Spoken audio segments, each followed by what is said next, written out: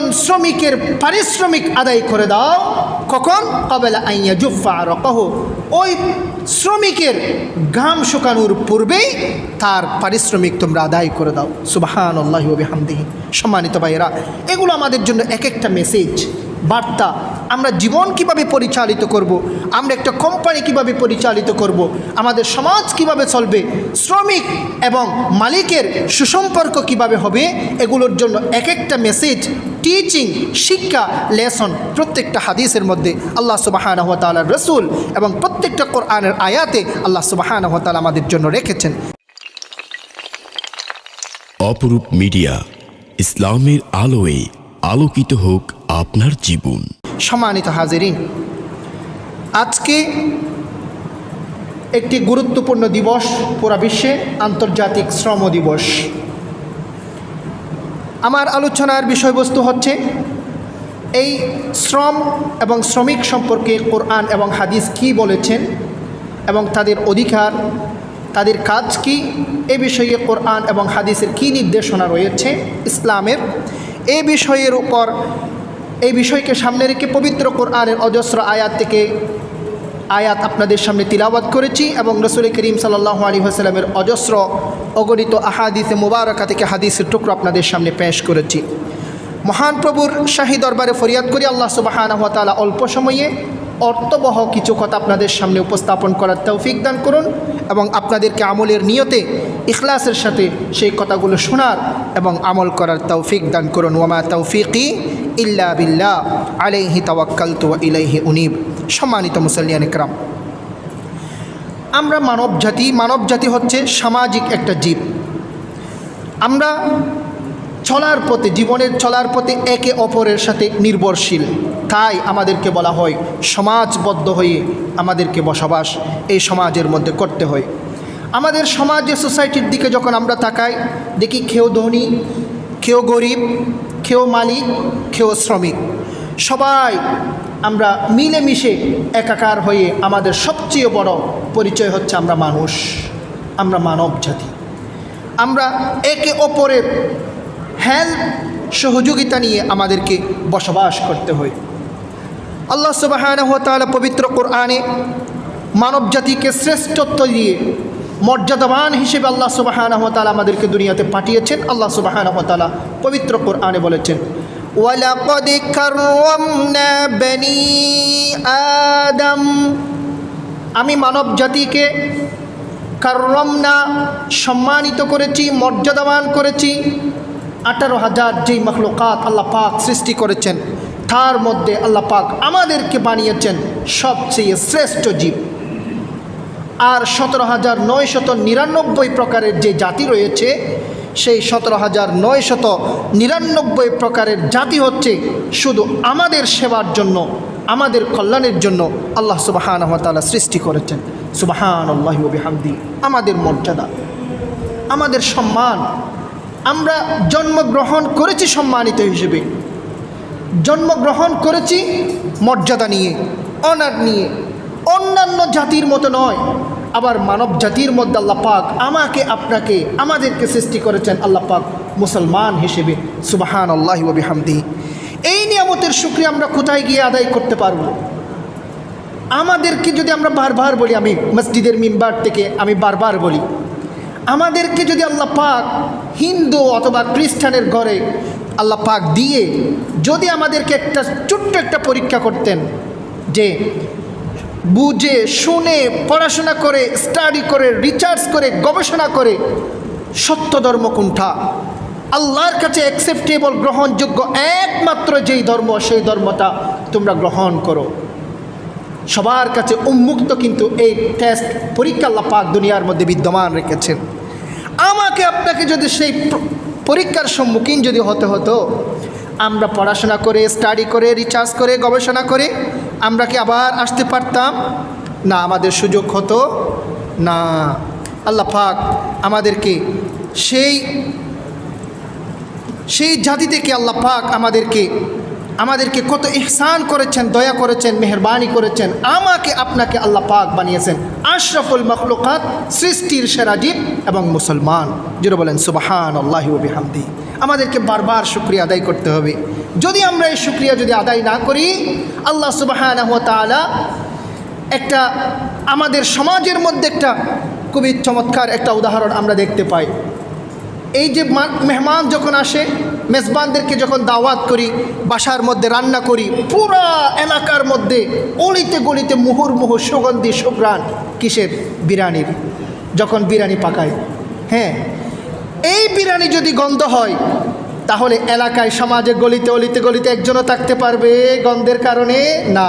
আশরাফুল মাখলুকাত, সৃষ্টির সেরা জীব আল্লাহ পাক বানিয়েছেন, আমাদের জন্য রেখেছেন জান্নাতুল ফিরদাউস, জান্নাতুল নাঈম, জান্নাতুল আদন আমাদের জন্য ওয়েট করছে, অপেক্ষা করছে।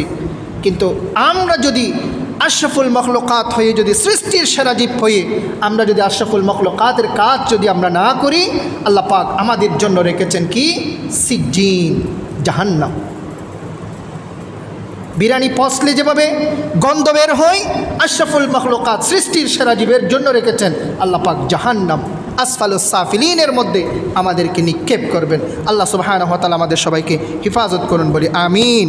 সম্মানিত ভাইয়েরা, আল্লাহ পাক আমাদেরকে কিছু ফরজ দিয়েছেন, কর্তব্য দিয়েছেন। প্রথম স্টেজের ফার্স্ট ক্যাটাগরির ফরজ, কালিমা, নামাজ, রোজা, হজ, জাকাত আমাদেরকে আদায় করতে হবে, পালন করতে হবে।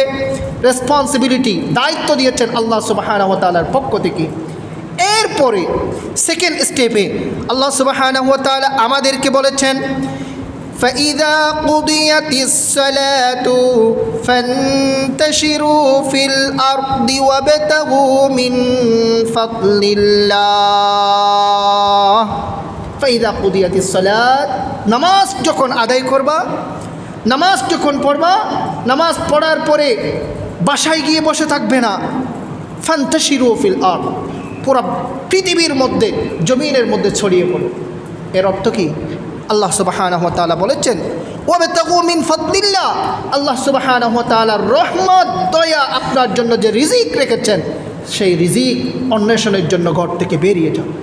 আল্লাহ সুবহানাহু ওয়া তাআলা ওয়াবতাগু মিন ফাদলিল্লাহ, আল্লাহ সুবহানাহু ওয়া তাআলা পবিত্র কোরআনের মধ্যে বলেছেন। তাহলে এখান থেকেই বুঝে যায় আল্লাহ সুবহানাহু ওয়া তাআলা একজন শ্রমকে আল্লাহ সুবহানাহু ওয়া তাআলা কতটুকু মর্যাদা দিয়েছেন। ইসলাম শ্রম এবং শ্রমিকের সর্বোচ্চ মর্যাদা দিয়েছেন। আমরা যে কাজ করে খাই, ইনকাম করি, আমরা শ্রম দিয়ে, শ্রম ত্যাগ করে যে আমরা ইনকাম করি, এটাকে আল্লাহ সুবহানাহু ওয়া তাআলা সর্বোচ্চ মর্যাদা দিয়েছেন। ইসলাম, কোরআন এবং হাদিস। আল্লাহ সুবহানাহু ওয়া তাআলা পবিত্র কোরআনের সূরা জুমার 10 নম্বর আয়াত দ্বারাই প্রমাণিত। আল্লাহ সুবহানাহু ওয়া তাআলা বলেছেন কি? ফাইদা কুদিয়াতিস সালাত, তোমরা যখন সালাত আদায় করবা, নামাজ শেষ হওয়ার পরে, ফান্তাশিরু ফিল আরদ, জমিনের মধ্যে ছড়িয়ে পড়ো, এবং ওয়াবতাগু মিন ফাদলিল্লাহ, আল্লাহ সুবহানাহু ওয়া তাআলার অনুগ্রহ সন্ধান করো। অনুগ্রহ মিনস রিজিক সন্ধান করার জন্য আল্লাহ সুবহানাহু ওয়া তাআলা আমাদেরকে নির্দেশ দিয়েছেন। এরপর আল্লাহ রসুল সাল্লাল্লাহু আলাইহি ওয়াসাল্লাম বলেছেন, সুনানে বাইহাক্কির হাদিস, আল্লাহ রসুল সাল্লাল্লাহু আলাইহি ওয়াসাল্লাম বলেছেন, তলাবু কাসবিল হালাল ফরিদাতুম বাদাল ফরিদা, হালাল রিজিক অন্বেষণ করা প্রথম ক্যাটাগরির ফরজের পরে সেকেন্ড স্টেপের ফরজ করেছেন আমার আপনার আল্লাহ। তলাবু কাসবিল হালাল, হালাল রিজিক অন্বেষণ করা, ফরিদাতুম বাদাল ফরিদা, প্রথম স্টেপের ফরজ হচ্ছে কালিমা, নামাজ, রোজা, হজ, জাকাত। আল্লাহ সুবহানাহু ওয়া তাআলার পক্ষ থেকে ফরিদাতুম বাদাল ফরিদা, সেকেন্ড স্টেপের ফরজের মধ্যে রয়েছে তলাবু কাসবিল হালাল, হালাল রিজিক অন্বেষণ করা। আল্লাহ সুবহানাহু ওয়া তাআলার রাসূল আমাদেরকে শিক্ষা দিয়েছেন, কোরআন আমাদেরকে শিক্ষা দিয়েছেন, টেবিলের নিচ থেকে নয়, শরীরের ঘাম জড়িয়ে 3 চাকার রিকশার পেট্রোল মেরে আমরা যেই টাকা ইনকাম করব, এই টাকা হচ্ছে আমাদের জন্য হালাল। কোনো ধরনের শ্রম দেওয়া ছাড়া, কোনো ধরনের কাজ ছাড়া, ঘাম জড়ানো ছাড়া, টেবিলের উপর থেকে না নিয়ে টেবিলের নিচ থেকে যদি টাকা নেওয়া হয়, সেই টাকা কখনো হালাল হবে না, হবে না। আল্লাহ সুবহানাহু ওয়া তাআলা রাসূল বলেছেন। সুতরাং আমরা পরিশ্রম করব, এই পরিশ্রমের মর্যাদা আল্লাহ সুবহানাহু ওয়া তাআলা আমাদেরকে দিয়েছেন। আল্লাহ সুবহানাহু ওয়া তাআলা রসুল আমাদেরকে সেই সুসংবাদ দিয়েছেন। হযরত আবু হুরায়রা রাদিয়াল্লাহু তাআলা আনহুর হাদিসের মধ্যে এসেছে, ওয়াল্লাযী নাফসি আবি হুরায়রাতা বিয়াদিহি লাউলাল জিহাদু ফি সাবিলিল্লাহ ওয়াল হাজ্জু ওয়া বিররু উম্মি লাহবাবতু আন আমুতা ওয়া আনা মামলুক। সেই সত্তার কসম, হযরত আবু হুরায়রা রাদিয়াল্লাহু তাআলা আনহু বলছেন, সেই সত্তার কসম যার হাতে আমি ও আবু হুরায়রা রাদিয়াল্লাহু তাআলা আনহুর প্রাণ রয়েছে, যদি আল্লাহর রাস্তায় জিহাদ, হজ ও আমার ভাইয়ের প্রতি সৎ ব্যবহার করা, সদাচরণ করা আমার উপর যদি বাধ্যতামূলক না থাকতো, আমি শ্রমিক হিসেবে কাজ করে করে আমি দুনিয়া থেকে মৃত্যুবরণ করতাম। জুড়ে বলেন সুবহানাল্লাহ। আবু হুরায়রা রাদিয়াল্লাহু তাআলা আনহু জলিলুল কদর একজন সাহাবী, জলিলুল কদর, 5000-এর উপরে হাদিস বর্ণনা করেছেন আল্লাহ রসুল সাল্লাল্লাহু আলাইহি ওয়াসাল্লাম থেকে। সে আবু হুরায়রা রাদিয়াল্লাহু তাআলা আনহুর হাদিস। সম্মানিত ভাইয়েরা, শ্রম ব্যয় করে জীবিকা নির্বাহ করা এটা শুধু আমার রসুলের সুন্নত নয়, অসংখ্য আম্বিয়া ইকরামের সুন্নত।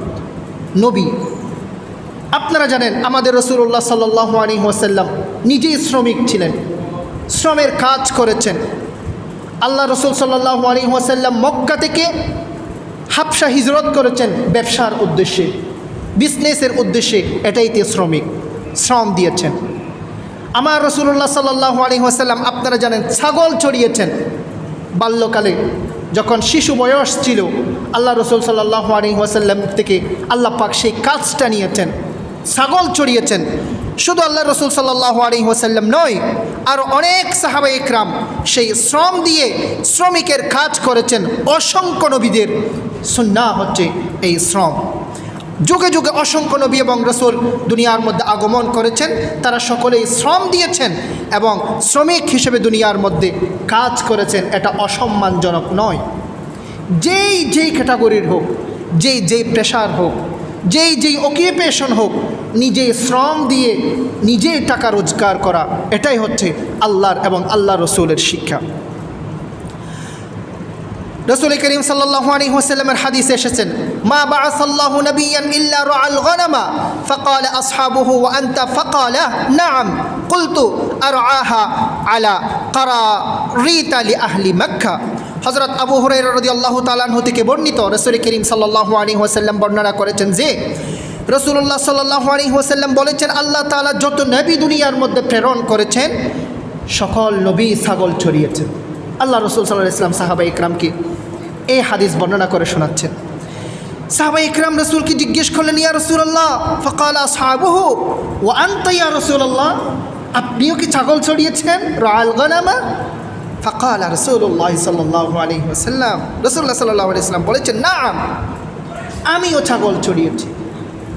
এটাতে কোনো ধরনের যে আত্মমর্যাদাবোধের অভাব হবে, নিজে অসম্মান হবে, আমি কিভাবে ছাগল চড়িয়েছি, এটাকে আল্লাহ রসুল সাল্লাল্লাহু আলাইহি ওয়াসাল্লাম অসম্মান হিসেবে নেন নাই। এটা আমার রসুলের পেশা ছিলেন, শ্রম। আল্লাহ সুবহানাহু ওয়া তাআলা অসংখ্য নবী থেকে হযরত মূসা আলাইহিস সালাম ছাগল চড়িয়েছেন, আমরা ইতিহাসের মধ্যে পাই। শুআয়ব আলাইহিস সালাম। কেন?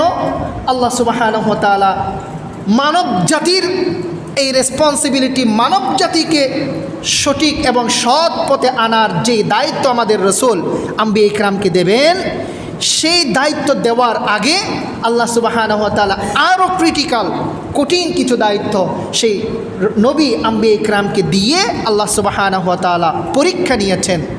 মেধার, ধৈর্যের, আল্লাহ সুবহানাহু ওয়া তাআলা যে ধৈর্য শক্তিশালী হওয়ার জন্য আল্লাহ সুবহানাহু ওয়া তাআলা সেই পরীক্ষাগুলো নিয়েছেন। কেননা আমাদের সমাজে আমাদের গৃহপালিত যে পশুগুলো আছে, তার মধ্যে তবিয়ত খারাপ, স্বভাব খারাপ, স্বভাব, সঠিক স্বভাব যেটা আছে সেটার পরিপন্থী কাজ করে। এই রকম গৃহপালিত পশুর মধ্যে সবচেয়ে বেশি হচ্ছে ছাগল। ছাগলের একটা উদাহরণ দিই আপনাদেরকে। ছাগলকে যদি গলায় একটা রশি বেঁধে আপনি যদি সামনের দিকে টানতে যান, আপনি কখনো টেনে নিয়ে যেতে পারবেন না। সামনের দিকে টানতে চাইলে পেছনের দিকে খুঁট ধরে থাকবে আপনার কাছে। আবার যদি না সামনের দিকে সোজা রাস্তায় আমাকে ছাগলকে নিয়ে যেতে হবে, তাহলে পেছন থেকে যদি আপনি তাড়া দেন কখনো সামনের দিকে যাবে না, হয়তো ডানে চলে যাবে আর না হয় বামে চলে যাবে। আপনি যদি একটা কি আড়াল দিয়েছেন চতুর্দিক থেকে, এই এই এই যে শস্য ক্ষেতের মধ্যে ছাগল যাতে ঢুকতে না পারে, এটা ভেঙ্গে সর্বপ্রথম ঢুকবে হচ্ছে ছাগল, চতুষ্পদ জন্তুর মধ্যে, গৃহপালিত পশুগুলোর মধ্যে। এই যে ছাগলের নেচার, স্বভাব যেটা আছে, সব সময় স্বভাবের উল্টো দিকে কাজ করে হচ্ছে এই ছাগল হচ্ছে কঠিন ছাগল লালন পালন করা। যখন একজন মানুষ যখন সেই কঠিন পরীক্ষার সম্মুখীন হবে, ধৈর্য, ওই ছাগলকে আমি যদি মারি তাহলে পা ভেঙে যাবে বা হাত ভেঙে যাবে। এই ছাগলকে যদি সামনের দিকে আমি টানি তাহলে গলায় ফাঁস খেয়ে যেতে পারে, মরে যেতে পারে। আবার ছাগলকে যদি আমি বেঁধে রাখি না খেয়ে মরে যেতে পারে। ছাগলকে খাওয়াতেও হবে, হৃষ্টপুষ্টও করতে হবে, বিক্রিও করতে হবে, অথবা মাংসও খেতে হবে, লালন পালনও করতে হবে। এই ধৈর্যের পরীক্ষা নেওয়ার জন্য, আমাদের যে ধৈর্য আছে সেটাকে শক্তিশালী করার জন্য, পাওয়ারফুল করার জন্য আল্লাহ সুবহানাহু ওয়া তাআলা বারবার আম্বিয়া ইকরামকে এই ছাগল ছড়ানোর এই পরীক্ষাটা আল্লাহ সুবহানাহু ওয়া তাআলা দিয়েছেন। সুবহানাল্লাহি ওয়া বিহামদিহি।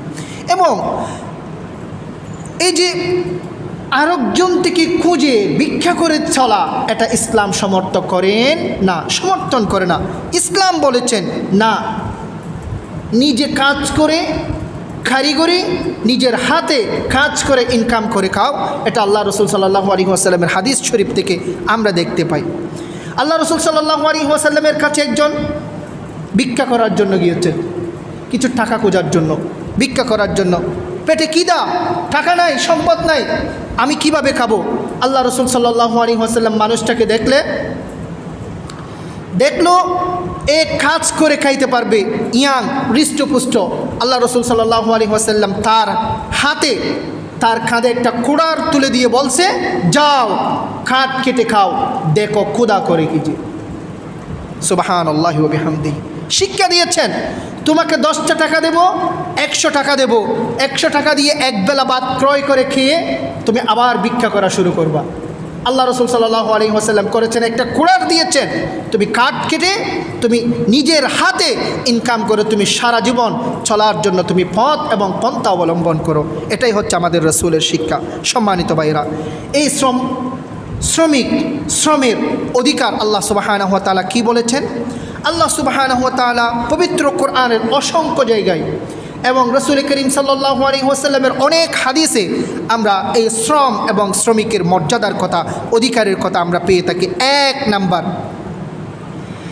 আমাদের অধীনে যদি কেউ শ্রমিক অথবা শ্রম দেয়, এরকম যদি কেউ তাকে শ্রমিকের অধিকারের মধ্যে পড়ে, সাধ্যের বাইরে গিয়ে একজন শ্রমিককে কাজ চাপিয়ে দেওয়া যাবে না। এটা হচ্ছে আমাদের কোরআন, ইসলামের এবং রসুলের শিক্ষা। আল্লাহ সুবহানাহু ওয়া তাআলা পবিত্র কোরআনে বলেছেন, সূরা বাকারার 286 নম্বর আয়াতে বলেছেন, লা ইউকাল্লিফুল্লাহু নাফসান ইল্লা উসআহা। আল্লাহ সুবহানাহু ওয়া তাআলা কারো উপরে সাধ্যের বাইরে দায়িত্ব অর্পণ করেন না। আমাদের যতটুকু সাধ্যের বাইরে আল্লাহ সুবহানাহু ওয়া তাআলা আমাদেরকে কোনো কাজ চাপিয়ে দেন না। এবং আল্লাহ সুবহানাহু ওয়া তাআলা আরেক জায়গায় বলেছেন, ওয়ামা উরিদু আন আশুক্কা আলাইক। আল্লাহ সুবহানাহু ওয়া তাআলা, আমি তোমাকে কষ্ট দিতে চাই না, আল্লাহ সুবহানাহু ওয়া তাআলা বলছেন। তাহলে মানব জাতির জন্য কষ্ট হবে এই রকম কোনো কাজ আল্লাহ সুবহানাহু ওয়া তাআলা আমাদেরকে দিয়েছেন না, আল্লাহ পাক আমাদেরকে দেন নাই। অনেক ভাইয়েরা 5 ওয়াক্ত নামাজের জন্য আসে না, 5 ওয়াক্ত নামাজ পড়ে না। 5 ওয়াক্ত নামাজ পড়তে আমাদের কতক্ষণ সময় যাবে, কতক্ষণ সময় আমার জীবন থেকে যাবে। অনেকেই মনে করে না, নামাজের চেয়ে নিজের শ্রমকে, কাজকে, কর্মকে গুরুত্ব দেই। এইরকম কিছু মানুষও আমরা সমাজে, সোসাইটিতে পেয়ে থাকি কিনা। অফিসে চাকরি করে, কোম্পানির বা বড় ধরনের অফিসার, অথবা শ্রম দেই, যাই হোক না কেন, শ্রম দিতে গিয়ে 5 ওয়াক্ত নামাজ পড়তে পারে না। আচ্ছা, এমন কোনো কোম্পানি বা এমন কোনো অফিস আছে আপনি নামাজ পড়তে চাইলে আপনাকে বাধা দেবে না? নামাজ পড়া যাবে না। সালাত যদি আদায় করো তাহলে আগামীকাল থেকে তোমার কি থাকবে না? জব থাকবে না, চাকরি থাকবে না। এরকম কোনো কোম্পানি আছে? আশা করি বাংলাদেশে নেই। শুধু বাংলাদেশে না, ইউনাইটেড স্টেটে আমার এক স্টুডেন্ট চাকরি করে আমেরিকাতে। ওই স্টুডেন্ট চাকরি করে খ্রিস্টান কোম্পানিতে, আমেরিকান, ফিলাডেলফিয়া, পেনসিলভেনিয়া স্টেটে একটা খ্রিস্টান কোম্পানিতে চাকরি করে। ও যখন নামাজের সময় হয় নামাজে দাঁড়ায় যায়, ওর সামনে থেকে কোনো একজন খ্রিস্টানও বলে নামাজের সামনে দিয়ে যায় না। তাকে অন্য ধরনের রেসপেক্ট করে, সম্মান করে, নামাজ পড়ে সেই জন্য।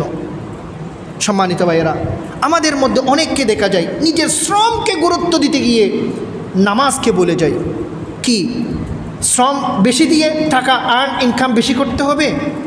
নামাজের চেয়ে গুরুত্ব বেশি দিয়ে আপনি শ্রমকে গুরুত্ব দিয়ে টাকা বেশি ইনকাম করবেন? অথবা কোম্পানির আমাদের এমডিকে আমরা কি আরও বেশি খুশি করব? নো, কখনো না।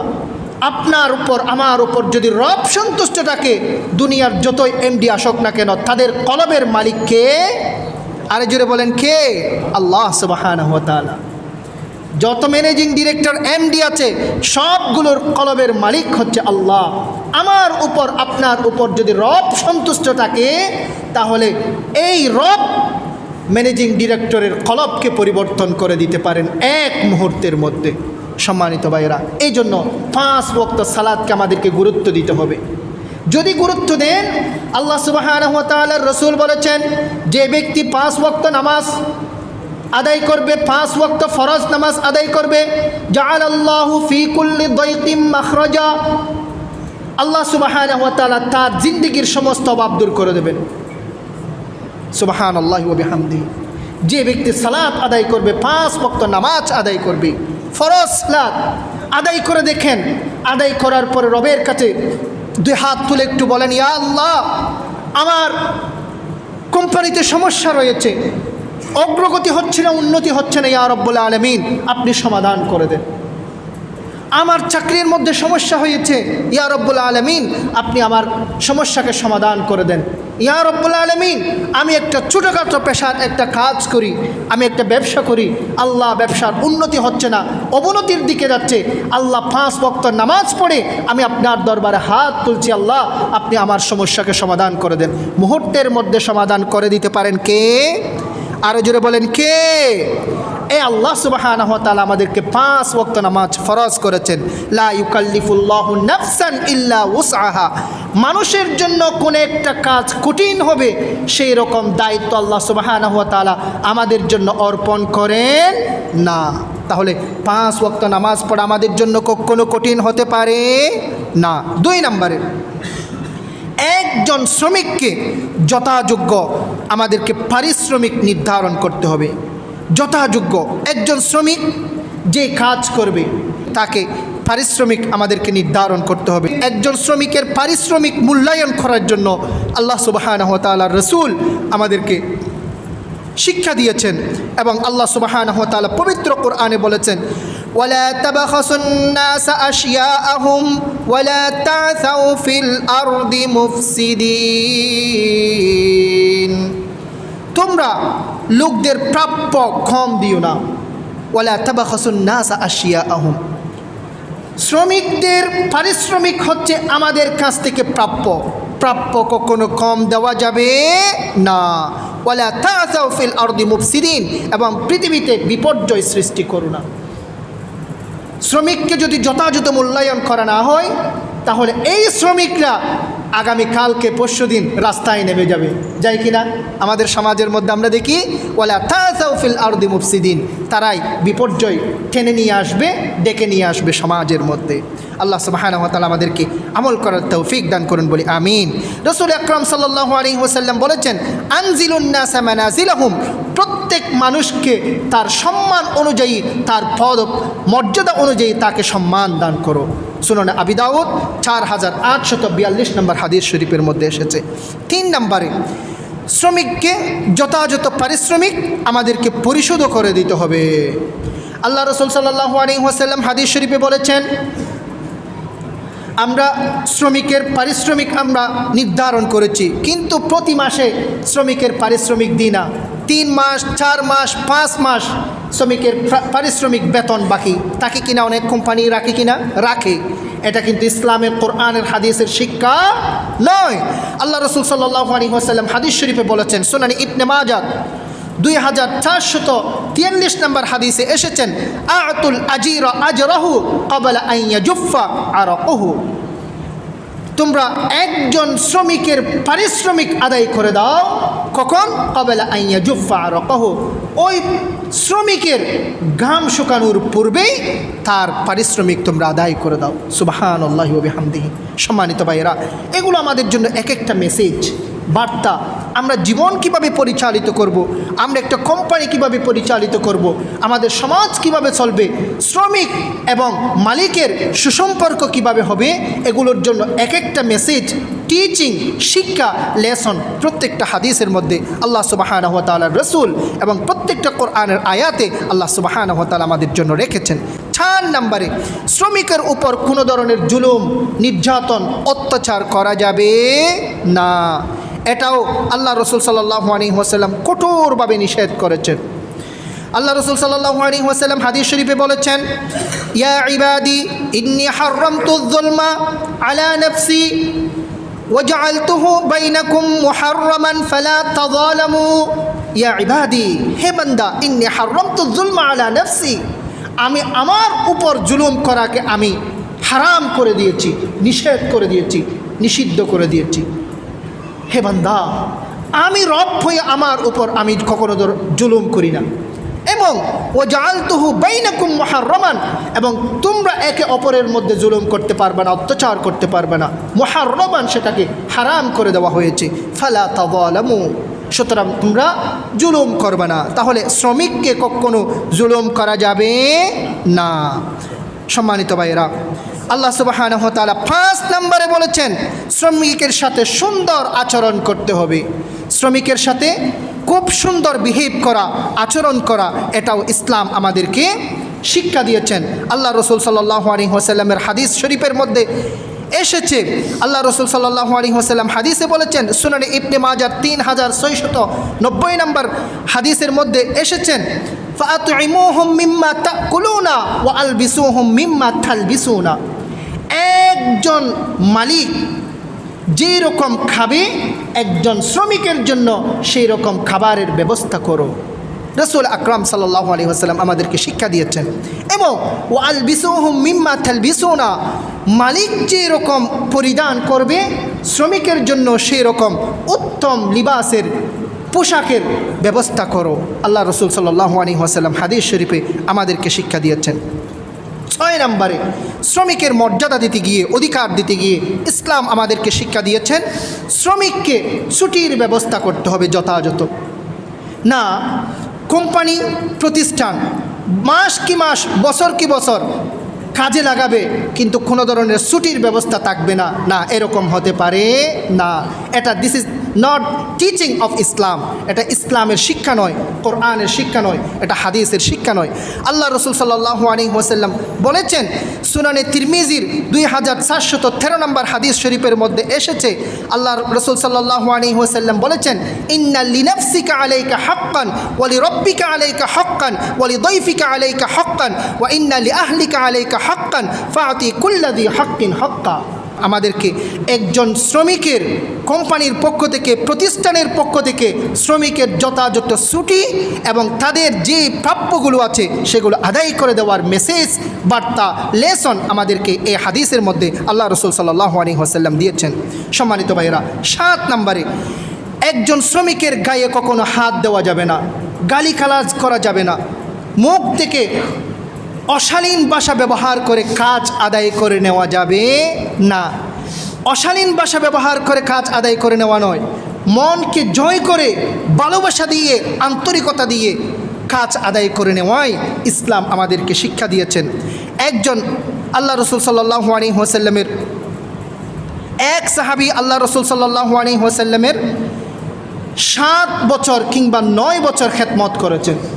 9 বছর আল্লাহ রসুল সাল্লাল্লাহু আলাইহি ওয়াসাল্লামের খাদেম ছিলেন। আল্লাহ রসুল ওই সাহাবী বর্ণনা করছেন, আল্লাহ রসুল সাল্লাল্লাহু আলাইহি ওয়াসাল্লাম ওই 9 বছর আমি আল্লাহ রসুলের সান্নিধ্যে কাটানোর সময় আল্লাহ রসুল সাল্লাল্লাহু আলাইহি ওয়াসাল্লাম কোন একটা কাজের বেলায় আমাকে যে গালি দেওয়া তো দূরের কথা, আমাকে রাগ করে কথা বলেছেন, এই রকম কোনো কথা আমার এখনো পর্যন্ত মনে নাই। সুবহানাল্লাহি ওয়া বিহামদি। এবার চিন্তা করে দেখেন, এটা হচ্ছে বিহেভিয়ার অফ দ্য প্রফেট মুহাম্মদুর রাসূলুল্লাহ সাল্লাল্লাহু আলাইহি ওয়াসাল্লাম। আমাদের রসুলের শিক্ষা, আমার রসুলের আচরণ, শ্রমিকের সাথে, কাজের সাথে, এমপ্লয়ের সাথে আল্লাহ রসুল সাল্লাল্লাহু আলাইহি ওয়াসাল্লামের আচরণ, বিহেভিয়ার, এগুলো থেকে আমাদেরকে শিক্ষা নিতে হবে। 8 নম্বরে, ভুল হলে, শ্রমিকের ভুল হলে তাদেরকে ক্ষমার দৃষ্টিতে দেখতে হবে, ক্ষমার দৃষ্টিতে দেখতে হবে। এটাও রাসূলুল্লাহ সাল্লাল্লাহু আলাইহি ওয়াসাল্লামের হাদিস শরীফের মধ্যে এসেছেন। এক সাহাবী এসে আল্লাহ রসুল সাল্লাল্লাহু আলাইহি ওয়াসাল্লামকে জিজ্ঞাসা করলেন, ইয়া রাসূলুল্লাহ, আমরা কতবার একজন খাদেমকে, আমাদের যে অধীনস্থ কর্মচারী আছে তাদেরকে ক্ষমা করব? রাসূল আকরাম সাল্লাল্লাহু আলাইহি ওয়াসাল্লাম কোনো উত্তর দিলেন না। আরেকবার জিজ্ঞেস করলো সাহাবী গিয়ে, ইয়া রাসূলুল্লাহ, আমার অধীনস্থ যে কাজের লোক আছে তারা যদি কোনো একটা ভুল করে তাহলে আমি কয়বার তাকে ক্ষমা করব? আল্লাহ রসুল সাল্লাল্লাহু আলাইহি ওয়াসাল্লাম উত্তর দিলেন না, হাও বললেন না, নাও বললেন না, কতবার বললেন না। তৃতীয়বার ওই সাহাবী গিয়ে আবার জিজ্ঞেস করলেন, ইয়া রাসূলুল্লাহ, আমার অধীনস্থ লোক, কাজের লোক আছে, তারা যদি ভুল করে থাকে তাহলে কয়বার ক্ষমা করব? তৃতীয়বারে আল্লাহ রসুল সাল্লাল্লাহু আলাইহি ওয়াসাল্লাম জবান মুবারক ওপেন করে বললেন, কুল্লা ইয়াউমিন 70 মাররা। সুনানে তিরমিজির 1949 নম্বর হাদিসে এসেছেন, কুল্লা ইয়াউমিন 70 মাররা, প্রতিদিন 70 বার তোমার অধীনস্থ ব্যক্তিকে তুমি ক্ষমা করবা। জোরে বলেন সুবহানাল্লাহ। 70 বার ক্ষমা করার জন্য আল্লাহ সুবহানাহু ওয়া তাআলা রসুল বলেছেন। সম্মানিত ভাইয়েরা, এই জন্য এখান থেকে আমাদের মেসেজ হচ্ছে, আমাদের অধীনস্থ যারা আছে তাদেরকে আমাদেরকে ক্ষমা সুন্দর দৃষ্টিতে আমাদেরকে দেখতে হবে, বুঝাতে হবে। একবার ভুল করেছে, 2 বার ভুল করেছে, 3 বার ভুল করেছে, ডেকে সুন্দর করে বুঝাই দিতে হবে না। এটা তোমার কাজ, এটা তোমার দায়িত্ব, রেসপন্সিবিলিটি, কোম্পানির পক্ষ থেকে দায়িত্ব। এই দায়িত্বের উপর তোমাকে সচেতন হতে হবে, কাজ করতে হবে, দায়িত্ব আদায় করতে হবে। দায়িত্ব যদি আদায় না করো তোমার চাকরি থাকবে না, তোমার চাকরি থাকবে না। চাকরি যদি না থাকে, এই চাকরির সাথে তোমার ফ্যামিলির সম্পর্ক, পরিবারের সম্পর্ক, সবার রিজিক বন্ধ হয়ে যাবে, ক্লোজ হয়ে যাবে। বুঝাতে হবে, বুঝাই দিতে হবে। আল্লাহ সুবহানাহু ওয়া তাআলা আমাদের আমল করার তৌফিক দান করুন, আমিন। 9 নম্বরে, আল্লাহর বিধান পালনের সুযোগ দিতে হবে। এটাও আল্লাহ রসুল সাল্লাল্লাহু আলাইহি ওয়াসাল্লামের হাদিস শরীফ থেকে পাওয়া যায়।